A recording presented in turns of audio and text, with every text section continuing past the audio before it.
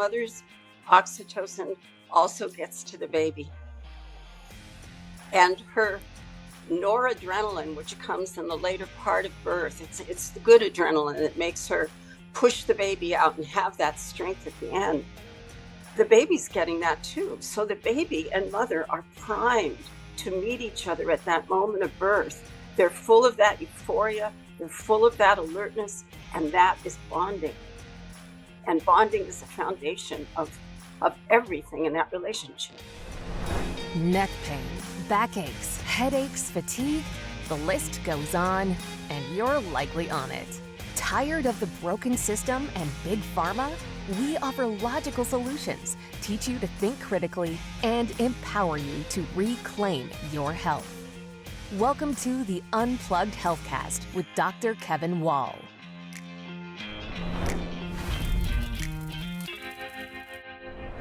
Hey, check this out. Have you ever wondered how the Pilgrims delivered a baby? How far was it from Plymouth Rock to the hospital? Well, you think they had a doctor on the boat? I kind of doubt it with all the people that died from scurvy. Man, what about the pioneers, the ancestors? Man, there weren't hospitals, there weren't doctors around, there weren't emergency rooms. How did we ever survive having a baby, delivering a baby?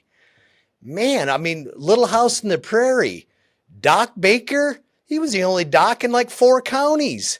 In fact, he was actually a veterinarian as well. He was delivering cows and horses and babies all at the same time.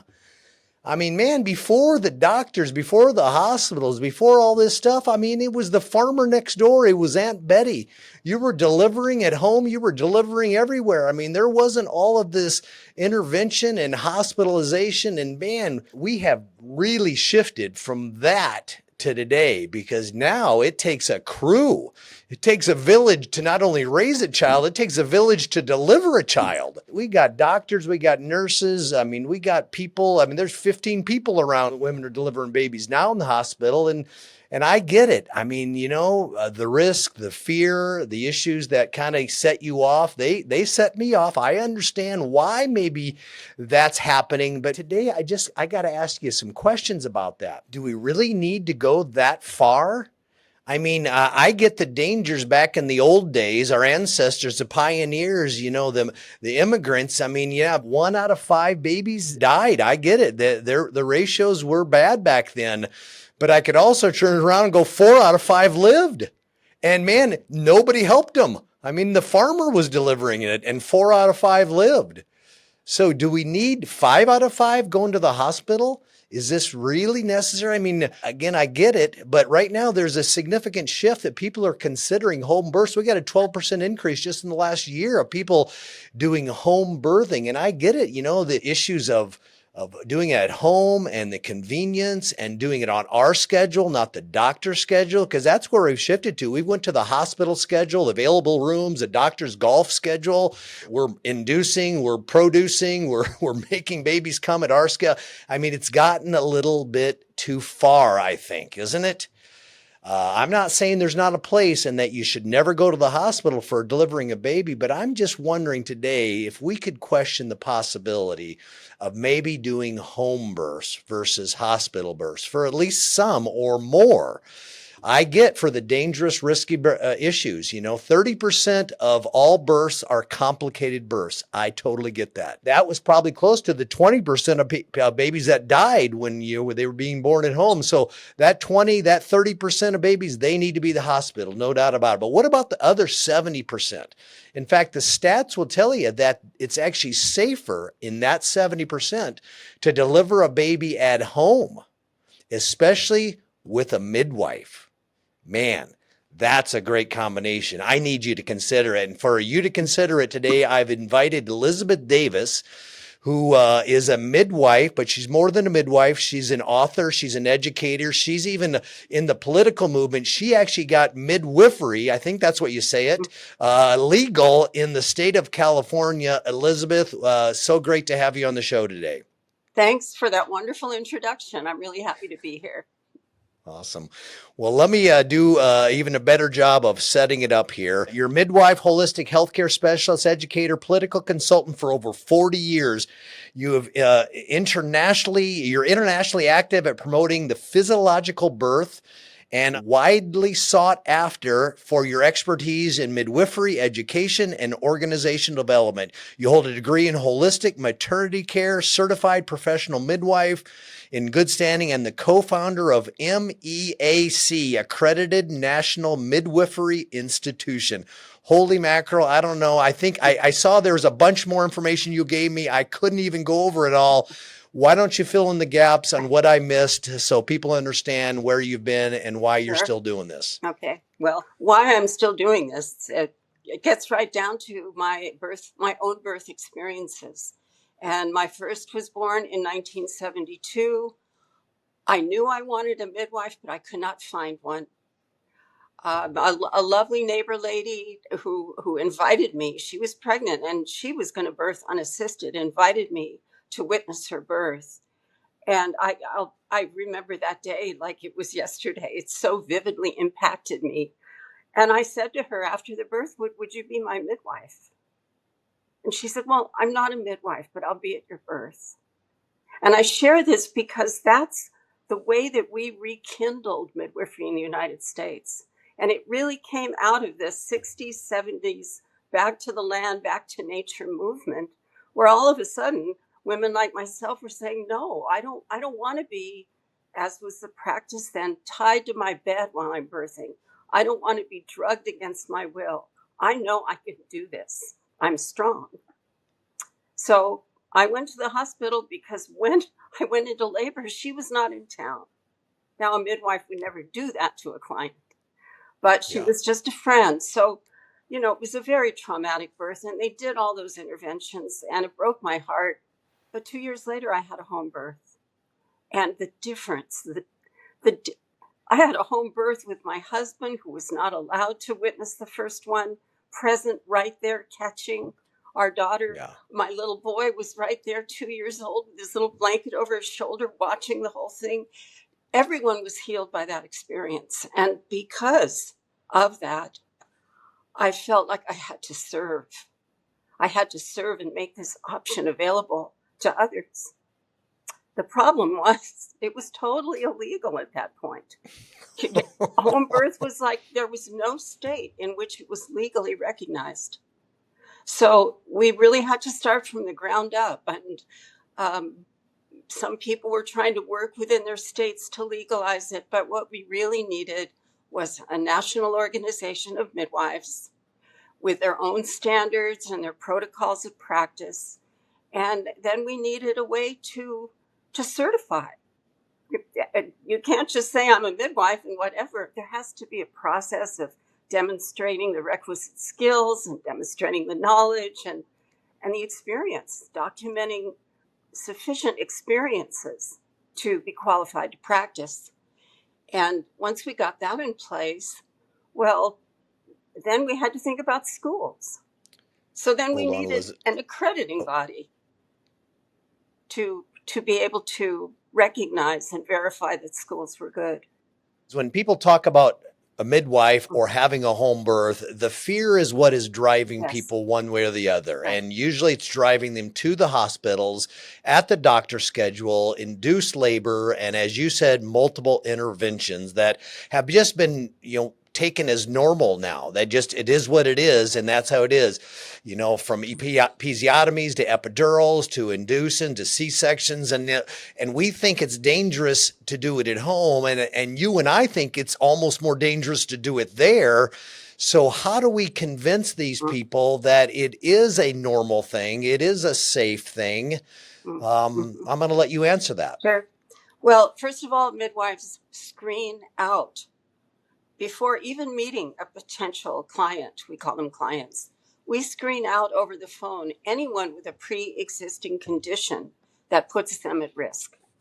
Yeah. So that Definitely a considerable So percentage of you're people. right in that 70% I talked about. We're getting Right. rid of the 30%, Yeah. not getting rid of, but we're just setting them to the right place Hmm. that are complicated by definition. And that's pretty easy to figure out, isn't Yes. it? Yeah. Yeah. Diabetes, heart disease, and it's the obvious things that are beyond the Yeah. scope. The midwife scope of practice is assisting normal birth. So then from that point, once we are working with someone, we meet them on a regular schedule. And at every visit, we screen for complications. So we're checking the blood pressure, we're checking the urine, we're checking the lab work, we're doing all of the technical things that happen in obstetrical care. Probably even more and a little bit more intense almost, I'll bet. Yeah, more intense, we take more time. And I think the most important thing we do is we get to know the person. And when we know the person, we are better able to help themselves be as strong as possible at the time of birth. Everyone's different. Some people need much better nutrition. Some people need to get better exercise. Some people need stress reduction. And our art is working with someone, avoiding telling them what to do and helping them discover how they can make themselves stronger. Because those Yeah. are the people that do best in birth, when they have fortified themselves. And frankly, they do better with postpartum because they are so transformed by the birth and their own power to do that, that they're not heading into that postpartum depression category. I really think that's a massive thing right there, that a lot of women almost never get that fulfillment of accomplishing that thing, which is a crazy, amazing accomplishment. And they kind of get that taken away from them by the hospitals, by the doctors, by you just lay there, we're going to give you an epidural and we'll do all the work. And the reality is the benefit is in the work. That's life. The benefit is in the accomplishment and the work and the endurance of dealing with difficult things and overcoming them, right? Right. So something that people don't know about are the basic hormones of birth. And the main one is oxytocin. And Mhm. oxytocin also happens to be called the love hormone because we release it with sexual activity, with arousal. Well, it's 10 times higher during the birthing process than at any other time in a woman's life. So the beauty of that hormone, it not only is causing the uterus to contract, but it's causing a certain euphoria in the mother as labor gets stronger and stronger. And then the beta-endorphins kick in to mediate pain. And I've seen women early in the process saying, oh my God, I can't do it. And then further on in, with all of these hormones in place, they're up, they're walking around the room, they're dancing with their partner, they're doing all the things that nature designed us to be able to do. The And in the problem, hospital, yeah, doesn't that get overridden? I mean, do they almost stop some of that production by how they intervene? yeah, they do, because adrenaline opposes oxytocin. And they're giving these women adrenaline, right? They're giving them their fear. They're fearful of birth, and that fear is contagious. That impacts the mother's ability to produce oxytocin. And you think about making love. If the doorbell rings or someone opens the door, you shut down. You want to stop. It's very similar. So another intervention that we have to look at is giving that artificial oxytocin called Pitocin that stops the mother's natural production. And the Pitocin contracts the uterus, yes, but it doesn't create that emotional euphoria. So that So that's what I piece, mean by the doctors are intervening in that aspect, stopping the oxytocin by giving the pitocin, right? that's right. That's right. And man, what a massive miss! What a massive gap the woman has now. The baby came out, made it hopefully, but the mom missed out on a major opportunity to experience something that a lot of women never experience. I take it. Well, what's really interesting is the mother's oxytocin also gets to the baby. And her noradrenaline, which comes in the later part of birth, it's the good adrenaline that makes her push the baby out and have that strength at the end, the baby's getting that too. So the baby and mother are primed to meet each other at that moment of birth. They're full of that euphoria. They're full of that alertness. And that is bonding. And bonding is the foundation of everything in that relationship. Is chronic pain holding you back? At AFC, our team is committed to your well-being. We provide holistic care, including chiropractic, physical medicine, immunotherapy, detox programs, and more. Our experts target the root cause of your pain for lasting relief. Book your consultation online or by phone and experience our smooth process. AFC, embrace a life without pain. There's a lot of detachment syndromes that go on now. I notice, I've seen in my life, we've adopted all our children, and in adoption, detachment is a massive thing. Mm-hmm. Do you think this correlation, what you just said, that whole hormonal connection between the mom and the baby, is a cause or maybe a big reason for some of that?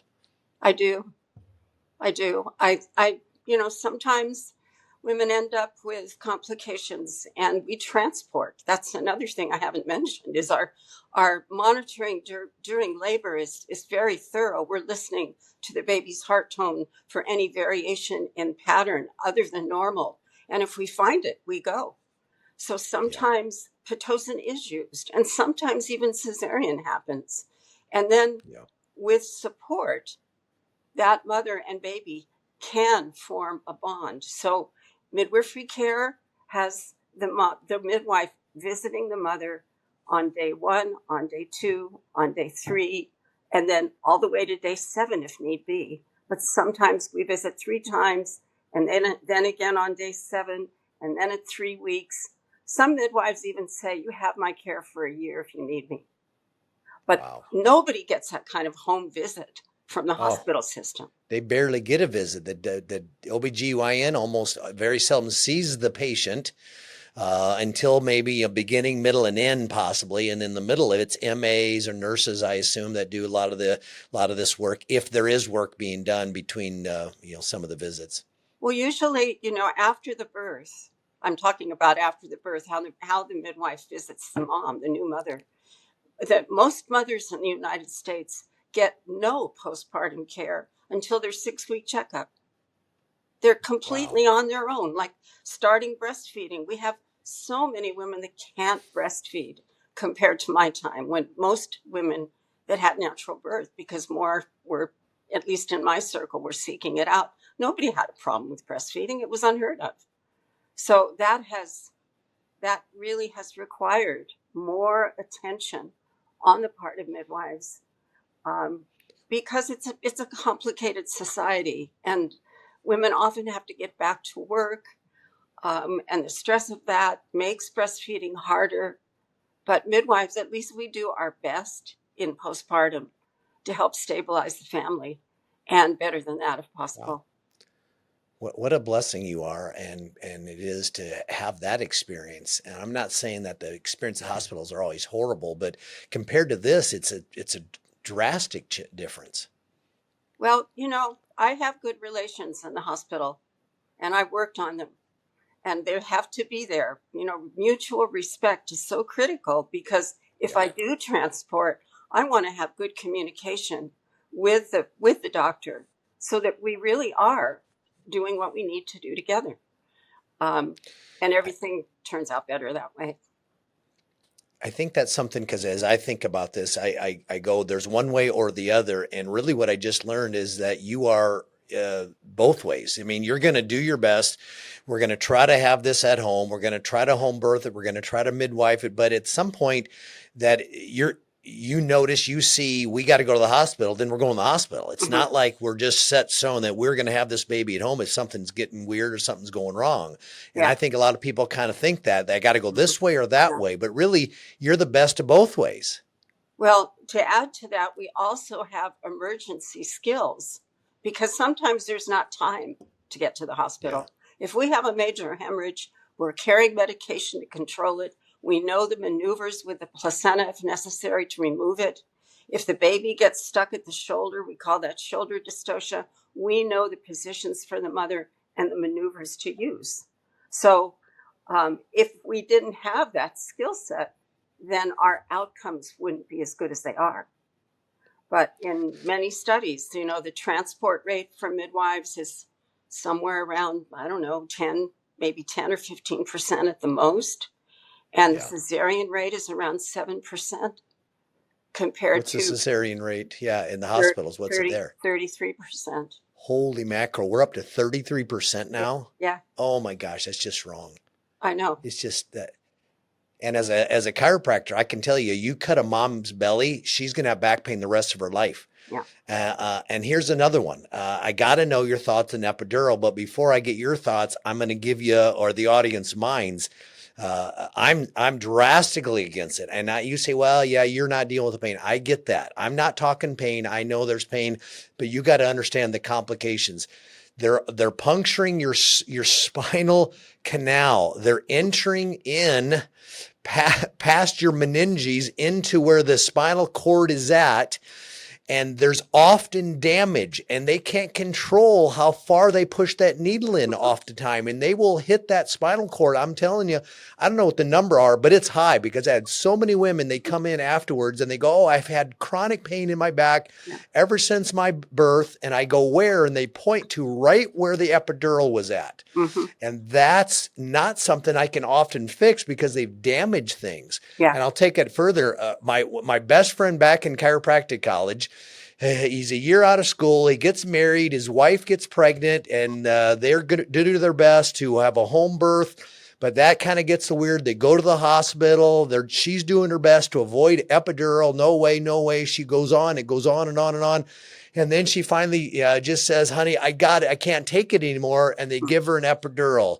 Within 1 minute, things go haywire. Yeah. All of a sudden, all the doctors are in the room, the nurses are in the room. She dies on the table because of the epidural. The baby lives. He's been a single father now for 20 some years. And I'm not saying this is normal, but you guys got to know, listening, that epidurals are dangerous. They're not just normal procedure, in my opinion. But tell me your thoughts, Elizabeth. I have a very close relative who experienced paralysis after an epidural. And it resulted in her having to wear a boot and not being able to walk properly for several years. Finally, it was somewhat resolved. But yeah, I mean, no, they're not, nobody can say they're 100% safe. And, the other impact of epidural is it numbs the stretch receptors in the vagina. And the stimulation of those stretch receptors is what releases that huge amount of oxytocin at the moment of birth to contract the uterus, control the bleeding, and to bond the mother and baby together.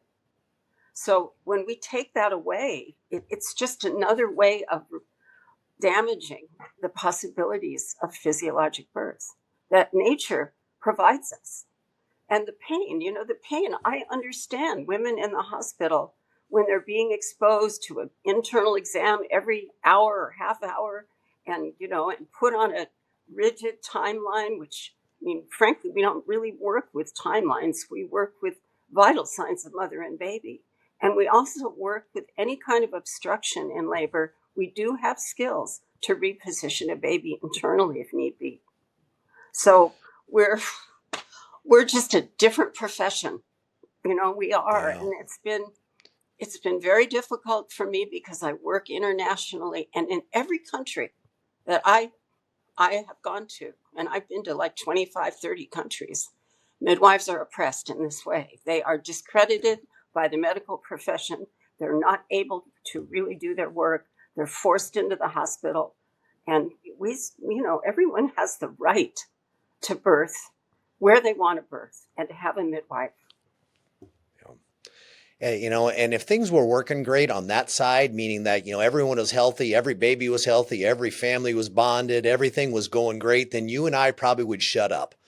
But the reality is that's why this podcast exists, called the Unplugged Healthcast, because it's not working. It's not working. I'm so sorry. You got to stop bashing everybody that's actually giving people different alternatives.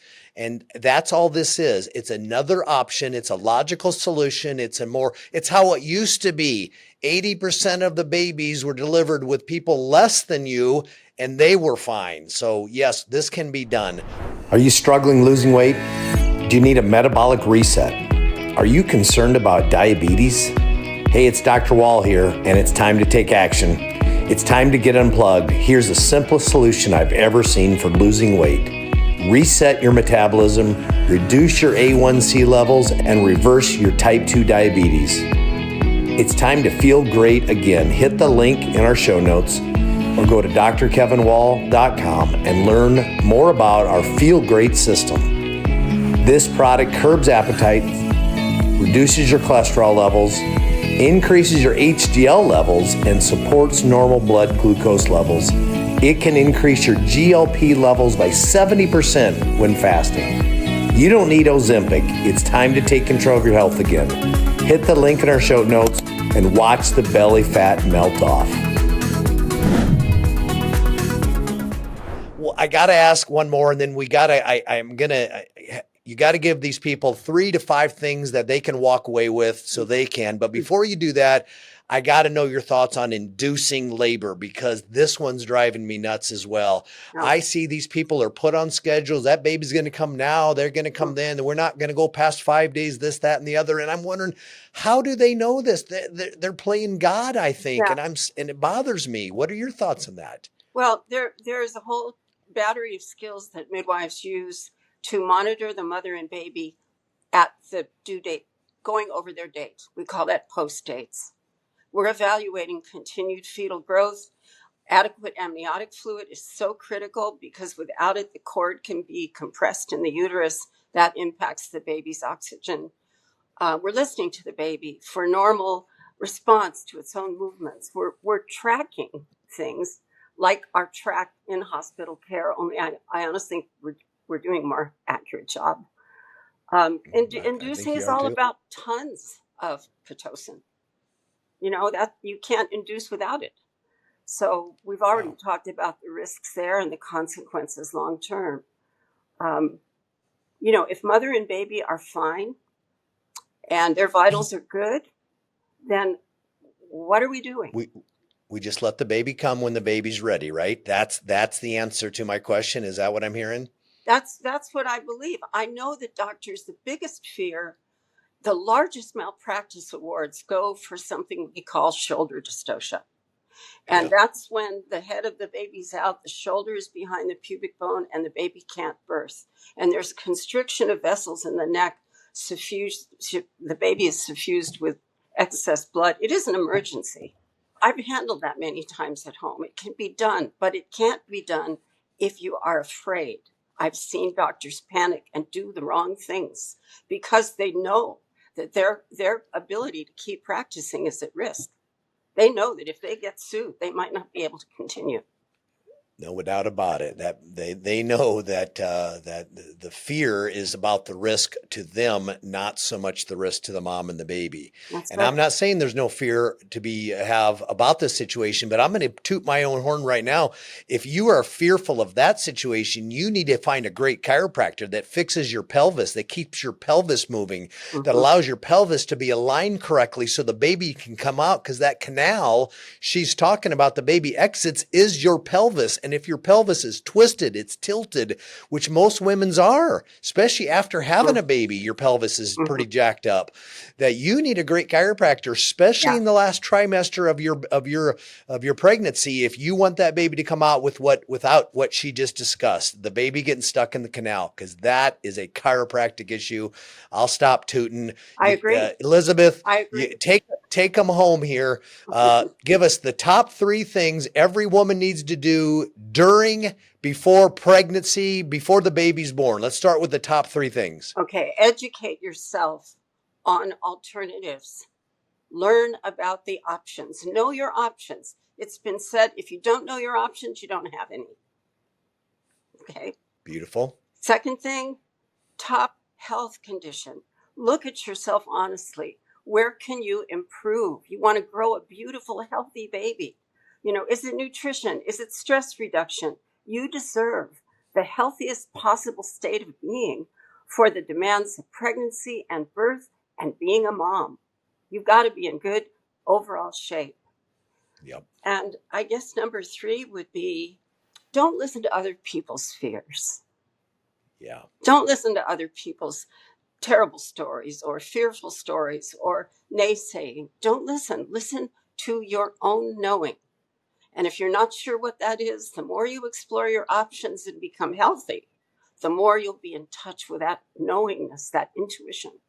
And that is going to serve you well in every stage of this process, including being a mom.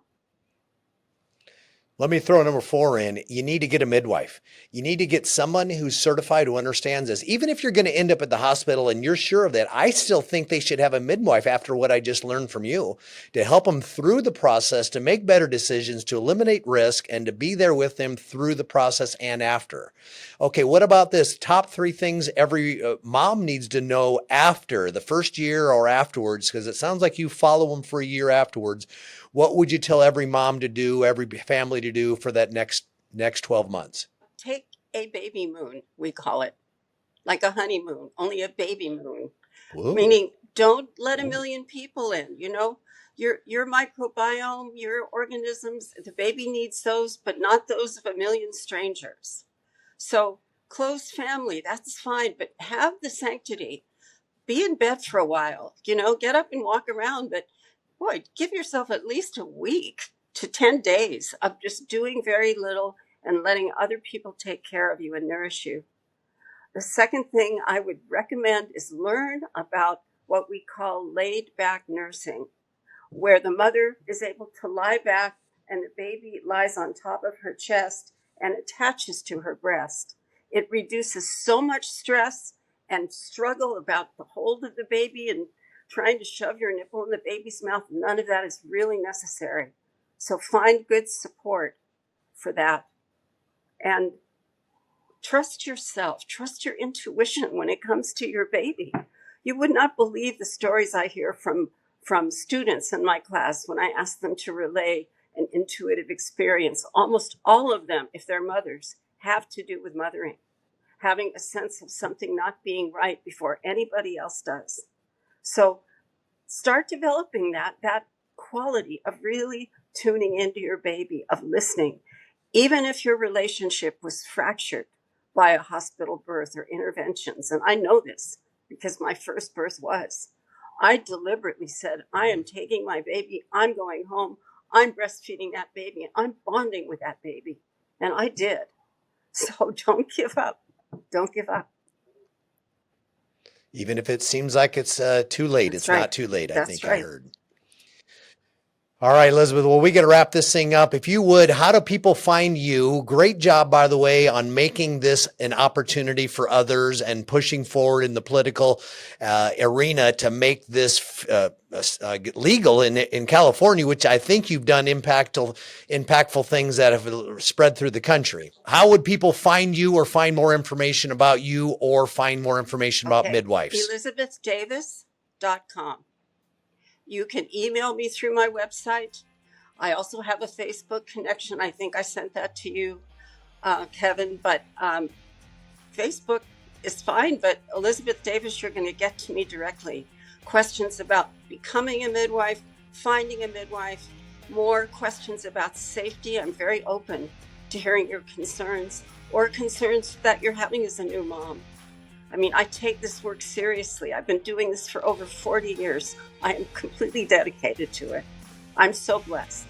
Well, you've blessed a lot of other people, Elizabeth. Great job. Thanks for joining our show today. This is Dr. Wall. We're signing off from the Unplugged Healthcast. Always remember, be healthy, be blessed, never give up, never give in, and you have to consider a home birth. We'll see you on the next episode of the Unplugged Healthcast.